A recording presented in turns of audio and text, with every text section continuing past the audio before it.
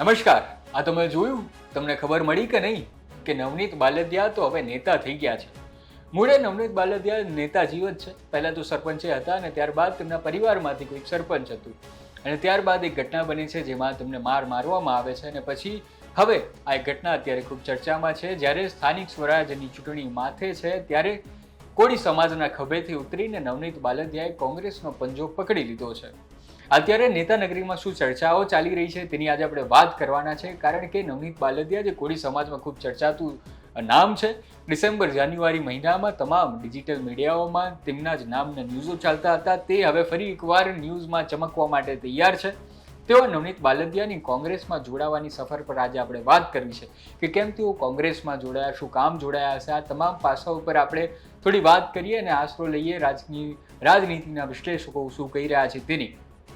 સૌથી પહેલો અને સૌથી વધારે ચર્ચામાં મુદ્દો સવાલ એ છે કે જ્યારે નવનીત બાલદિયાને મારવામાં આવ્યો અને તેના કાવતરાખોર રૂપે મુખ્ય આરોપી તેવા જયરાજ આહિર પર જ્યારે સવાલ કરવામાં આવતો હતો ત્યારે લોકો એવું કહેતા હતા કે સ્થાનિક સ્વરાજ્યની ચૂંટણીમાં જયરાજ આહિર એક મોટો ચહેરો તરીકે ઊભા થવાના છે. પણ જયરાજ આહિર તો બાજુમાં રહ્યા અને નવનીત બાલદિયા ઘોડે ચડીને આવી ગયા છે કે અમે કોંગ્રેસ સાથે જોડાઈ ગયા છે. જોકે હજી એ વાતની જાહેરાત નથી કરી કે તેઓ ક્યાંથી ચૂંટણી લડશે અને કોની સાથે લડશે અને કેવી રીતે લડવાના છે. પણ અત્યારે તો કોંગ્રેસમાં જોડાઈ ગયા છે. હવે કોંગ્રેસમાં જોડાયા તે પણ મોટું આશ્ચર્ય છે. કારણ કે અત્યાર સુધી એવું માનવામાં આવતું હતું કે આમ આદમી પાર્ટીમાં તેઓ જોડાઈ શકે છે. તેના ઘણા બધા કારણ છે. પહેલું કારણ એ કે સૌરાષ્ટ્રમાં ખૂબ મજબૂત છે આમ આદમી પાર્ટી. બીજું કારણ એ પણ ખરું કે આમ આદમી પાર્ટીના બ્રિજરાજ સોલંકી અને રાજુ સોલંકી જેવા નેતાઓ આખા બાલદિયા મુદ્દે, નવનીત બાલદિયા મુદ્દે તેઓ સતત ચર્ચામાં હતા, તેઓ જોડાયેલા હતા અને કોળી સમાજમાંથી પણ તેઓ આવે છે. તેના કારણે જો શક્યતા દેખાઈ પણ રહી હતી તો શક્યતા એ હતી કે તેઓ આમ આદમી પાર્ટીમાં જોડાય.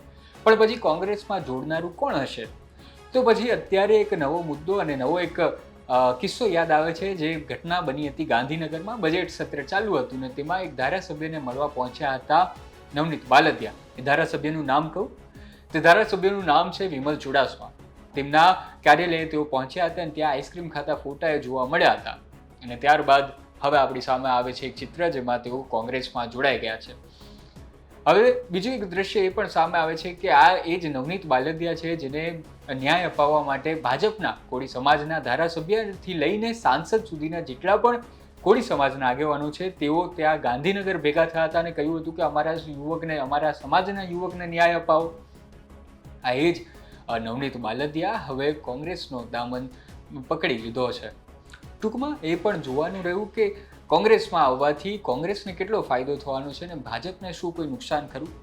એમ તો કોંગ્રેસમાં આવવાથી એક ફાયદો ખરો, કારણ કે કોંગ્રેસ પાસે અત્યારે મૂર્તિયા ઓછા છે ને તેવામાં આવો કોળી સમાજનો ચર્ચાતો ચહેરો મળે તો એક ફાયદો કોંગ્રેસને થયો છે. પણ સાથે એ પણ જોવાનું રહ્યું કે સમાજના ખભે બેસીને જ્યારે તમે ચહેરો બન્યા હતા અને હવે નેતા બનવા નીકળ્યા છે ત્યારે શું સમાજ તમને સાથ આપે છે કે કેમ તે જોવા માટે તમને 28મી એપ્રિલ એ તમારો દિવસ છે. જો આખામાં નવનીત બાલદિયા ચૂંટણી લડે છે કે પછી તેમને કંઈક બીજું પદ આપવા માટેની મંત્રણાઓ થઈ હશે, જાહેરાત થઈ હશે, સમાધાન કરવાની વાત થશે. ટૂંકમાં એટલું કે જો નવનીત બાલદિયા ચૂંટણી લડે છે તો સમાજ તેને સાથ આપે છે કે સમાજ તેની ખિલાફ છે તે જાણવાનો સીધો રસ્તો છે 28મી એપ્રિલ જ્યારે ચૂંટણીનું રિઝલ્ટ આવવાનું છે. એ પહેલાં પણ ઘણા મોટા ધમાકા થવાના બાકી છે. ભાઈનો ફોન આવશે કે કેમ નવનીત બાલદિયાને, ભાઈ તેને ફોન કરી રહ્યા છે કે કેમ, કે નવનીત બાલદિયાનો ફોન જ હવે બિઝી આવે છે. આ તમામ વાતોના સવાલોના જવાબ તમને મળશે ગુજરાત તક પર. માટે જોડાયેલા રહો. આ માહિતી કેવી લાગી અને નવનીત બાલદિયા વિશે તમારે શું કહેવું છે તે કોમેન્ટમાં જરૂર જણાવો.